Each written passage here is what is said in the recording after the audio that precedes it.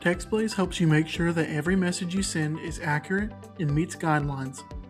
With TextBlaze's error command, you can do on-the-fly validation and quality assurance that helps your team avoid mistakes. With TextBlaze's error command, you can even show other types of messages. For example, you can show success, warning, and notice messages. And we know, calling it the error command when it can also show success messages is a bit ironic. We promise we're not that pessimistic.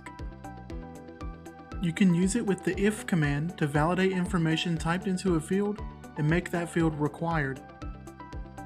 Once you add the field to your snippet, you can create an if statement that says if the field name equals quotes, which means it's empty, then the error message will appear.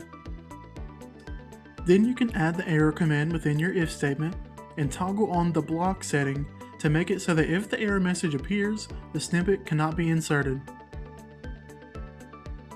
Now when the snippet is used, it can only be inserted if something is entered in the text field. If it is empty, it will be blocked. You can click on an error command and change the type setting to determine what type of message is shown in your snippet. Yes, we're still calling it the error command, even though you're changing it to show success. We're committed to the bit at this point. When used with if statements, the error command can be used to show relevant error messages, validate data, and help you avoid mistakes.